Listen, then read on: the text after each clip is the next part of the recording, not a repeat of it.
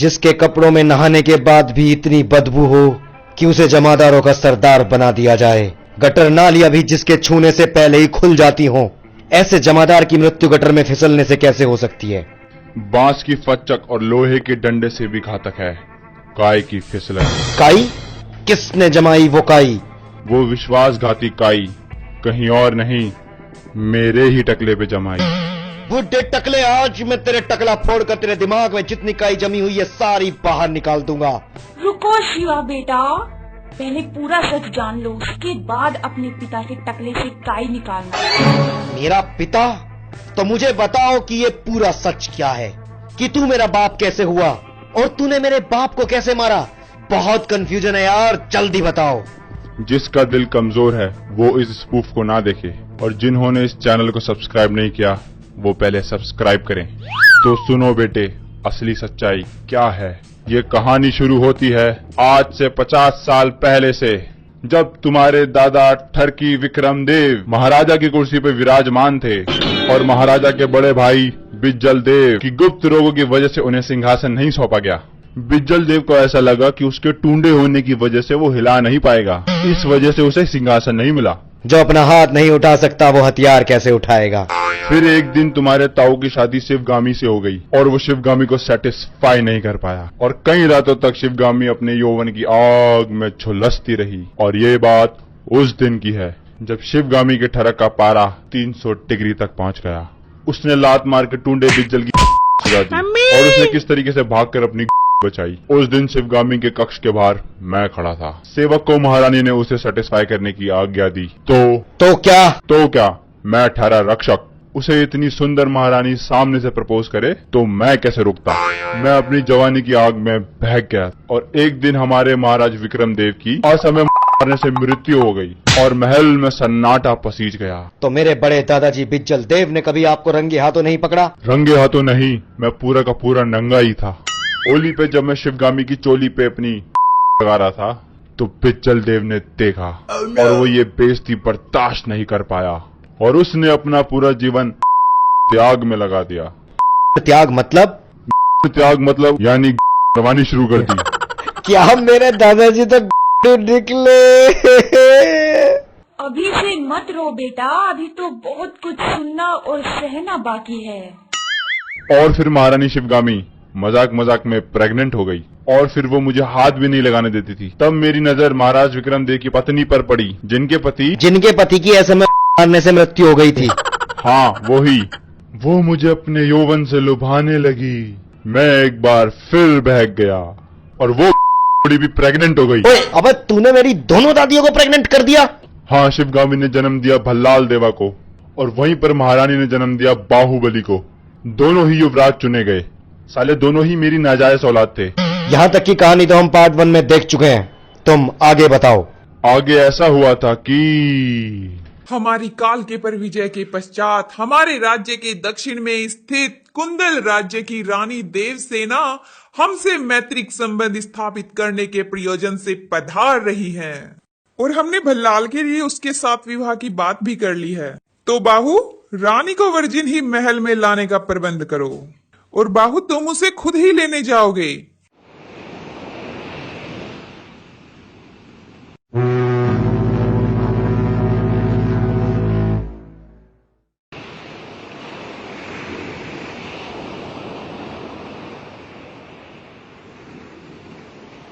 ए नौकर, चलो सामान उठाओ, नहीं तो युवराज से तुम्हारी शिकायत करके तुम्हें नौकरी से निकलवा दूंगी। जी रानी साहिबा, जैसी आपकी आज्ञा।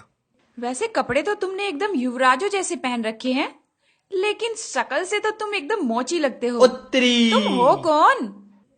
रानी साहिबा, मैं तो युवराज बाहुबली का सेवक हूँ और वो तो बहुत बड़े दयालु हैं, इसलिए उन्होंने मुझे अपने कपड़े पहनने की अनुमति दे रखी है। तुम पागल हो क्या? इन राजाओं युवराजों के स्किन डिसीज होते हैं, यानी चर्म रोग। वो तेरे भी हो जाएंगे, आइंदा उनके कपड़े मत पहनना। जी रानी साहिबा, जैसी आपकी आज्ञा।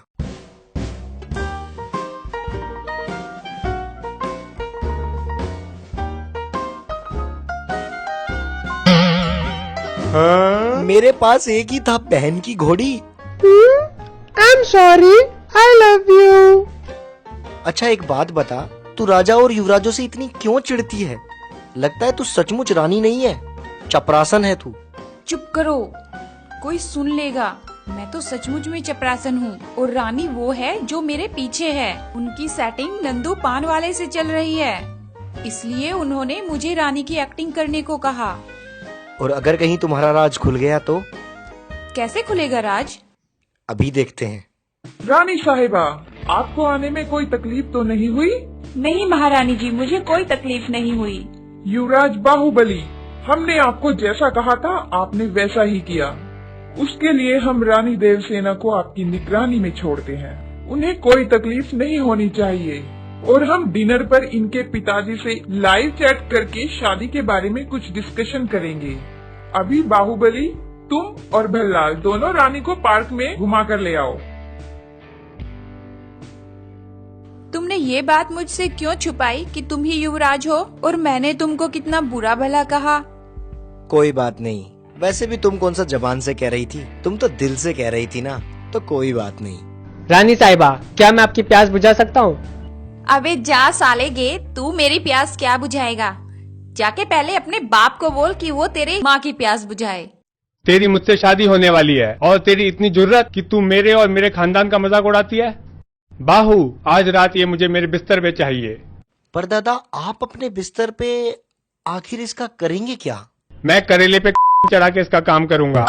ओह भाई, ऐसा करते हैं, इसे माँ के पास लेके चलते हैं और माँ ही को फैसला करने दो कि इसके करेला जाएगा या कटहल। बाहू, तुम कहते हो तो ठीक है, नहीं तो मैं कटहल के साइज का लेने जा रहा हूँ। माँ, इसने आपकी और बाबा की बेइज्जती की है। क्या? इसकी इतनी हिम्मत? और माँ, ये कुंदन राज्य की रानी भी नहीं है, ये तो चपरासन है। ये तुझे कैसे पता? इस स्पूफ की स्क्रिप्ट पहले ही इंटरनेट पे लीक हो चुकी है। तो फैसला हो गया, इसे सजा मिलेगी। माँ रुको माँ, मैं इससे प्यार करता हूँ माँ। बाहू, तुम जानते हो ना, इसने तुम्हारे बाबूजी और मुझे, हम सबको कितने अपशब्द कहे हैं। माँ मान जाओ ना माँ, प्लीज। बाहू, तुम होने वाले राजा हो और तुम एक चपरासन के लिए? थू है तुम पर। माँ, मैं इससे बहुत प्यार करता हूँ माँ। बाहू, तुम्हें इसकी चू के सामने हमारा मुंह भी नहीं दिखाई दे रहा है? तो ठीक है, तुम अगर इसे पसंद करते हो तो तुम्हें ये राज्य और अपना परिवार, ये ऐशो आराम सब छोड़कर इसे अपनाना होगा। क्या तुम तैयार हो? ठीक है माँ, मैं इसके साथ कहीं भी रहने के लिए तैयार हूँ। जिंदगी झंड बा, फिर भी घमंड बा। फटे तो फटे, पर रेपुटेशन ना घटे। मैं राजा बनने वाला था, अब यहाँ घास खोद रहा हूँ। मेरे से बड़ा कौन होगा? बाहू, बाहू कहाँ मर गया? हाँ आता हूँ जान। क्या हुआ? माँ, आज कैसे आना हुआ? मैं आपके लिए कुछ लाता हूँ, बताइए क्या लेंगे, चाय या कॉफी? कॉफी मशीन वाली कॉफी चलेगी। माँ, मशीन की कॉफी तो नहीं है। तुम दोनों का खत्म हो गया हो तो मुद्दे की बात पर आए। हाँ, क्यों नहीं। बाहू, कालके के बेटे ताल कटोरा ने माहेशमती पर आक्रमण की रणनीति बना रहा है और वो कभी भी हमला कर सकता है। तुम्हें तो पता है कि भल्लाल इस युद्ध को तुम्हारे बिना नहीं जीत सकता। माँ, 9 महीने हो गए हैं किसी से लड़े हुए। तलवार से सिर्फ पेड़ पौधे काटता हूँ और यहाँ पर मेरी बीवी की रक्षा कौन करेगा? माँ, अभी मैं बाप बनने वाला हूँ। देवसेना के पास मैं रुकती हूँ, तू जा ताल कटोरा से युद्ध कर।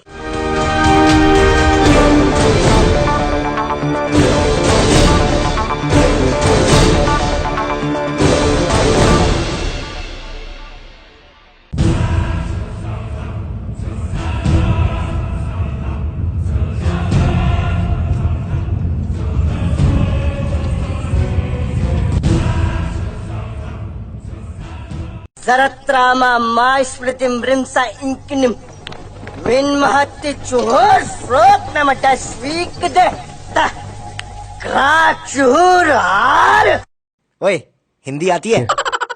Nimda Dozras tell me Har tabus krak oikinim bomla Mohino zuku lohakwe ये इंग्लिश आती है?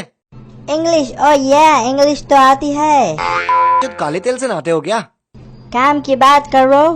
तुम अपनी सेना को लेकर वापस चले जाओ, नहीं तो जीत हमारी होगी और तुम मारे जाओगे। तुमको कैसे पता? इस प्रूफ की स्टोरी पहले ही इंटरनेट पर रिलीज हो चुकी है, इसलिए। तो ये कहाँ पर मरने वाला है? यहीं पर। तो अभी मार दूं क्या? थोड़ा तो सब्र कर। ए, क्या बकवास कर रहे हो तुम? भूल गए हमने तुम्हारे सैनिकों को कैसे मारा था और मेरे बाप ने कैसे तुम्हारी माँ को प्रेग्नेंट करने की बात की थी?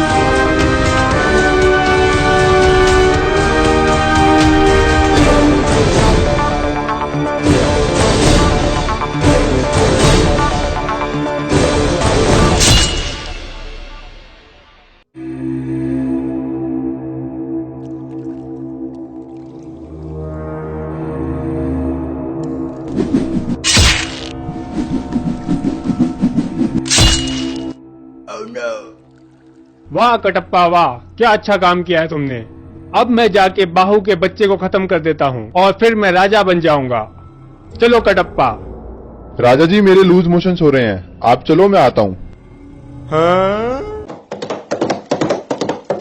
डार्लिंग शिवगामी, क्या हुआ जानू? हम युद्ध जीत गए हैं। बहुत अच्छे। पर एक बुरी खबर है। क्या? युद्ध में गूबली मारा गया। अब बल्लाल देव गूबली के बच्चे और देवसेना दोनों को कैद करने आ रहा है। क्या? मेरे होते हुए ऐसा कुछ नहीं हो सकता। ये हुआ था दरअसल। पर बाबा एक बात समझ नहीं आई कि मेरी माँ तुझे मेरा बाप बोली थी, पर इस कहानी में तो बिल्कुल पता नहीं चलता कि तू मेरा बाप कैसे। वो भल्लाल ने जब तुम्हारी माँ को कैद कर रखा था और जब दिन और रात के पहरेदारों के बीच में जो वक्त होता था वो हमारा एंजॉय टाइम होता था। वो जो तेरी माँ ने भल्लाल के लिए चिता सजा रखी है लकड़ियों की, दरअसल वो हमारा बेड था। तो तेरे हिसाब से मैं अपने बाप का भाई हुआ। भल्लाल देव को मार के अपने बाप की मौत का बदला लो। पर मेरे बाप को तो तूने मारा है, मैं तुझे मार दूंगा तो मेरा बदला पूरा। उसने तेरी माँ को बंदी बनाया था। पर मुझे तो तूने ही लूटे थे। बेटा भल्लाल को मारकर बदला ले। ठीक है माँ।